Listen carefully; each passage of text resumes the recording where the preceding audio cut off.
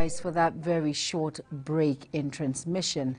Hello and welcome to all our viewers in Nigeria and around the world to News Express on Global Television, coming to you live from the nation's capital, Abuja. I am Jumai Manson. A quick reminder that Global Television is on DSTV channels 365 and Star Times channel 276. Now the news in full. The Nigerian Senate holds a special session in honor of the late former President Muhammadu Buhari today, Wednesday. President of the Senate, Godswill Akpabio, says the tribute session will reflect on his legacy and contributions to national development following his recent demise. Recall that last week, the Federal Executive Council, FEC, held a special session in honor of the late ex-president. Nigeria's House of Representatives has condemned a recent decision by the United States government to reduce visa validity for Nigerian citizens. The House called the move a threat to diplomatic goodwill and mutual cooperation. Speaking on the floor, lawmakers emphasized the new visa rule risk undermining years of goodwill and sacrifices by both countries in promoting security, education, cultural exchange, and democratic cooperation. Our National Assembly correspondent, Anete Patrick, reports. The House of Representatives has raised serious concerns over the United States' new visa policy, which reduces the validity of Nigerian non-immigrant visas from 5 years with multiple entries to just 3 months, single entry. In a motion of urgent public importance, sponsored by Honorable Mahmoud Mukhtar and co-sponsored by 4 other lawmakers, the House described the policy shift as damaging to long-standing diplomatic and economic ties between both nations. Lawmakers warned that the abrupt policy change announced on July 8 could significantly disrupt business activities, academic pursuits, and family connections for thousands of Nigerians, and also threatening the country's $1 billion monthly diaspora remittances, an important economic lifeline.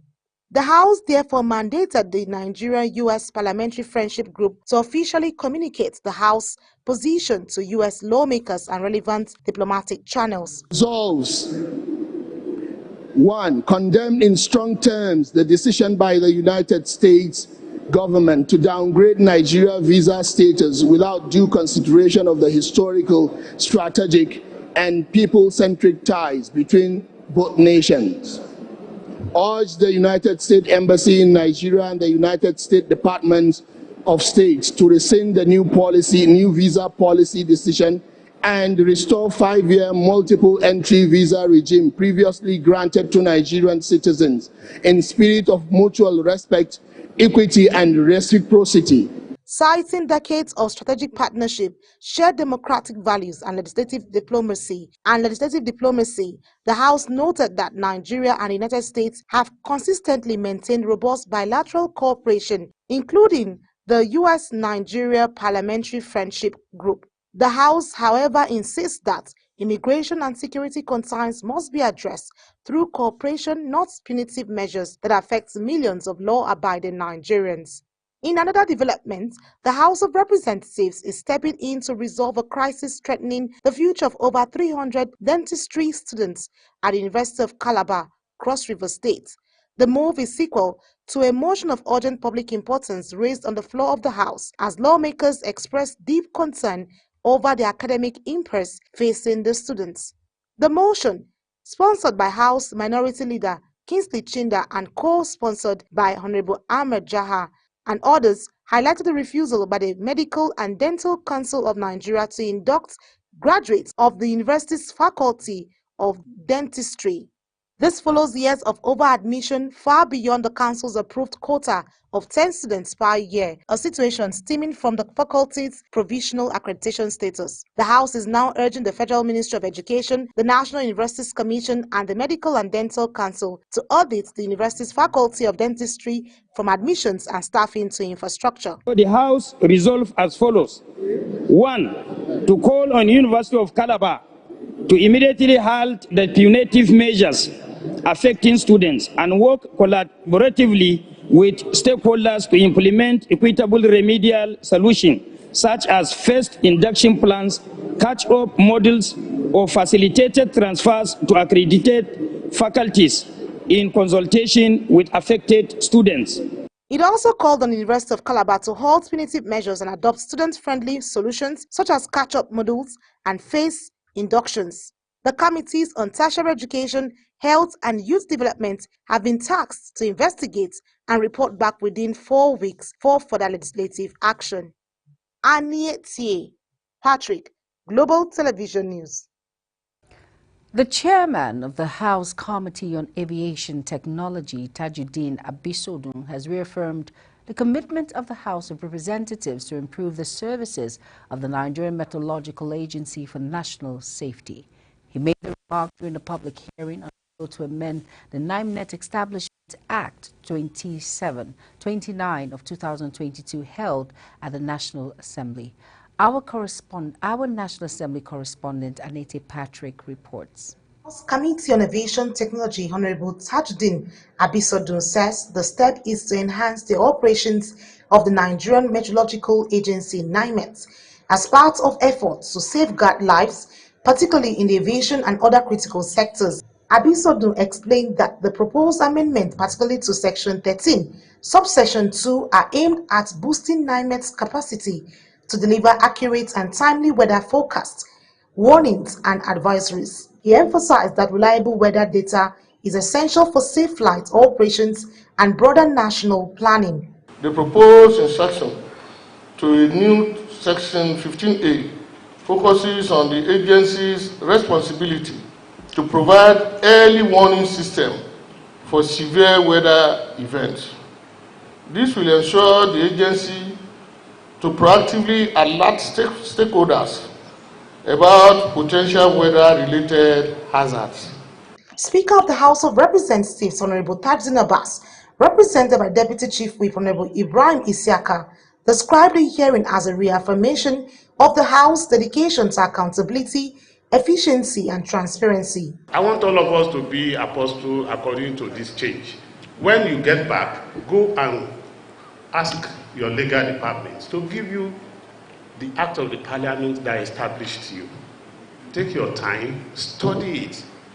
Even if it was amended yesterday and you have seen something that needed to be added today, bring it forward. It will be listed for first reading, and the second reading, which is public hearing, will take place like this. Also speaking, Director General of NIMET, Professor Charles Anosike, threw his weight behind the amendments, particularly the introduction of a cost recovery framework. He argued that while aviation services benefit from cost mechanisms under the current law, other critical sectors like marine, construction, and telecommunications do not. Professor Anosike also called for specialized service users to contribute to the costs associated with generating sector-specific meteorological data, stressing that such contributions are standard global practice. Aniye Patrick, Global Television News. The suspended senator representing Kogi Central Senatorial District, Natasha Akpoti-Uduaghan, has vowed to drag the leadership of the Senate before the appellant court after she was barred from accessing the National Assembly complex. Afumi Akpoti-Uduaghan told journalists that she will consult her legal team immediately to kickstart the process, stressing that it was a violation of a recent judgment calling for her reinstatement.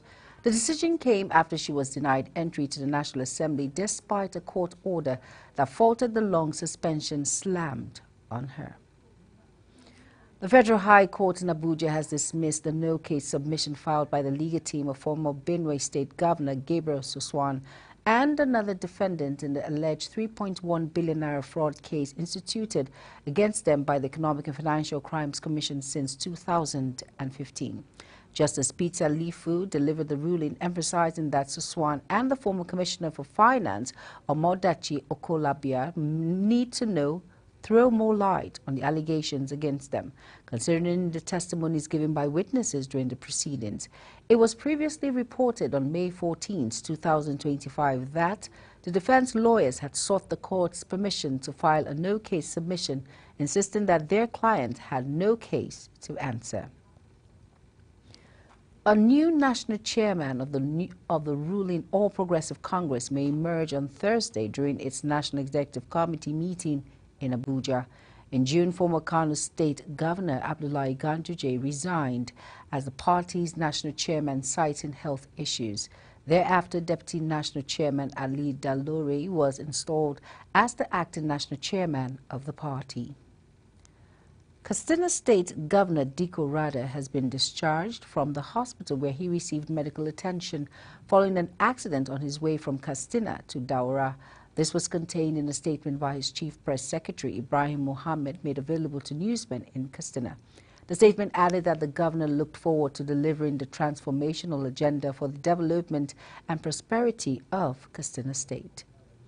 You are watching the live broadcast of News Express. When News Express returns, CBN retains interest rate at 27.5%, her side of this break. Details coming shortly, plus business and foreign stories on the other side of this break. Please stay with us.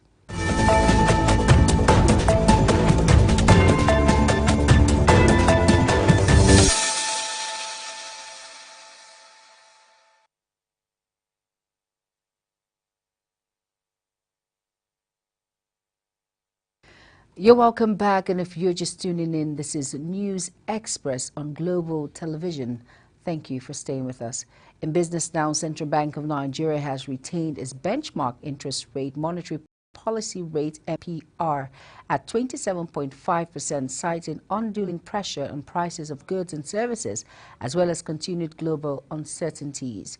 The governor of CBN, Olayemi Cardoso, disclosed this while briefing the press at the end of the 301st Monetary Policy Committee MPC meeting in Abuja.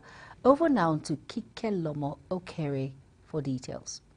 The Central Bank of Nigeria Governor Olayemi Cardoso explained that the decision to maintain the current monetary policy rate was premised on the need to continue to ensure the ongoing disinflation while vigorously ensuring decline prices. The Apex Bank retained the monetary policy rate at 27.50%, maintaining the asymmetric corridor around MPR at plus 500 to minus 100 basis points, retained the cash reserve ratio CRR for deposit money banks at 50% and the merchant bank at 16%, keeps the liquidity ratio unchanged at 30%. Given the persistent uncertainty in the policy environment and underlying price pressures, monetary policy will need to maintain its current stance until risks to inflation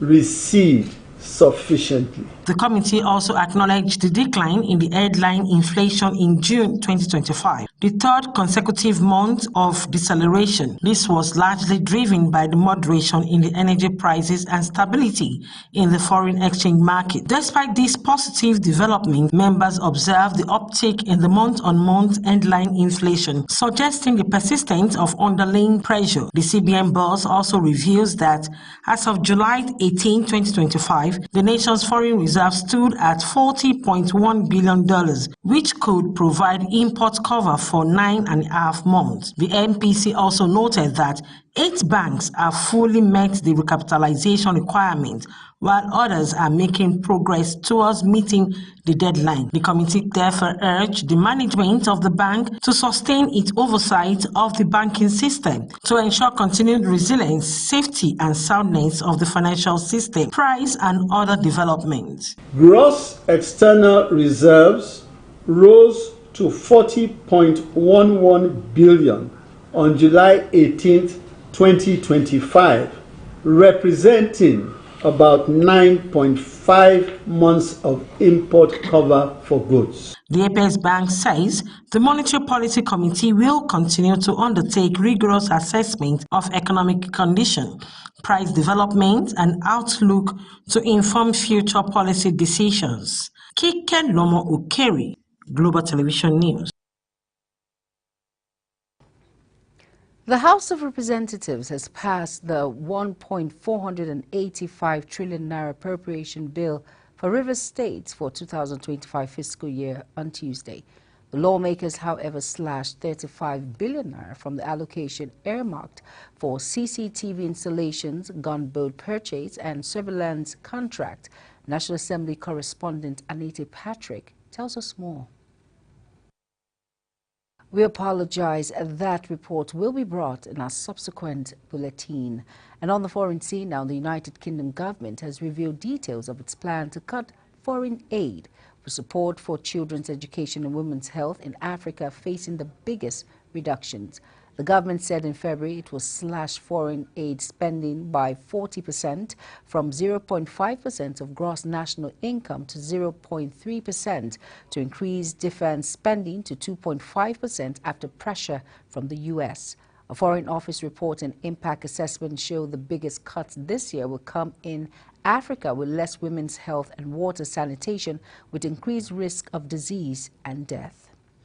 More than 100 aid agencies warn that mass starvation is spreading across Gaza, accusing Israel of not allowing food inside Gaza to be distributed. The agency's statement says they are witnessing their own colleagues, and the Hamas-run health ministry in Gaza say 33 people had died of malnutrition in 48 hours. As the humanitarian crisis deepens in Gaza, the United Kingdom Foreign Secretary David Lammy has issued a scathing condemnation of Israel's military conduct and humanitarian policies, calling for an immediate ceasefire. His comment came amid renewed international pressure following deadly strikes in the city of Deir el-Balah. Over now to Mukhtar Qasim for more details. Now, since Israel's military campaign resumed in central Gaza, hundreds of civilians, many of them children, have been killed while attempting to access food and aid. The city of Deir el-Balah, now at the center of renewed strikes, has become a symbol of Gaza's worsening humanitarian catastrophe. In a strong worded statement before Parliament, United Kingdom Foreign Secretary David Lammy described the Israeli aid system as grotesque, warning that civilians are being deprived of human dignity. Mr. Deputy Speaker, the new Israeli aid system is inhumane, it's dangerous, and it deprives Gazans of human dignity. It contradicts long-established humanitarian principles. It creates disorder Hamas is now exploiting, with distribution points reduced from 400 to just 4. It forces desperate civilians, children among them, to scramble unsafely for the essentials of life. It's a grotesque spectacle, wreaking a terrible human cost. The United Kingdom also joined 27 other nations, including Canada and New Zealand, in a joint statement demanding an immediate end to the war and unfettered access for humanitarian aid. Lammy emphasized that the United Kingdom is exploring all options, including sanctions, to ensure accountability. Mr. Speaker, today I join a statement of 31 foreign ministers as signatories with a simple, urgent message: the war in Gaza must end now. There is no military solution. Negotiations will secure the hostages. Further bloodshed serves no purpose. Hamas and Israel must both commit to a ceasefire now. Meanwhile, human rights organizations say aid restrictions and repeated strikes on civilians are worsening food insecurity and risking famine in Gaza. Mukhtar Qasim, reporting for Global Television. Over now to the sports desk now. President Bola Ahmed Tinubu has hailed the Super Falcons for reaching the final of the Women's African Cup of Nations after their dramatic 2-1 victory over Bayana of South Africa in yesterday's semi-final in Casablanca, Morocco. The president, in a post on his X handle, described the team's performance as a magnificent display of great talent and the indomitable Nigerian spirit. He said the players had made the nation proud with their efforts. The men's singles defending champion of the Central Bank of Nigeria Senior Men and Women National Tennis Championship, Daniel Adeleye, handed a 2-0 defeat to Ajang Silvanus by beating him 6-3, 3-6, 6-3 to book his ticket for the second round, while Wanje Elisha lost 1-6, 3-6 to upcoming star Seun Ogunsaki. Also victorious was Endurance Elemerso, who triumphed 2-1 over Marinkayo Akinwale, beating him 7-6, 6-1 to advance into the third round. As Global TV News Express comes to an end, here is a recap of our top stories again. We brought to you that the Nigerian Senate is to hold a special session in honor of late former President Muhammadu Buhari today, Wednesday. In business, Central Bank of Nigeria has retained its benchmark interest monetary policy rate, MPR, at 27.5%, citing unduly pressure on prices of goods and services, as well as continued global uncertainties. On the foreign news now, the United Kingdom government has revealed details of its plan to cut foreign aid with support for Nigerians, children's education and women's health in Africa, facing the biggest reduction. And in sports now, President Bola Ahmed Tinubu has hailed the Super Falcons for reaching the final of the Women's African Cup of Nations after their dramatic 2-1 victory over Bayana of South Africa in the semi-final in Casablanca, Morocco. A quick reminder that Global TV is on DSTV channel 365 and Star Times channel 276. Kindly follow us across all social media platforms now showing on your screen by using @GlobalTVNG. I am Jumai Manson. Thank you for watching.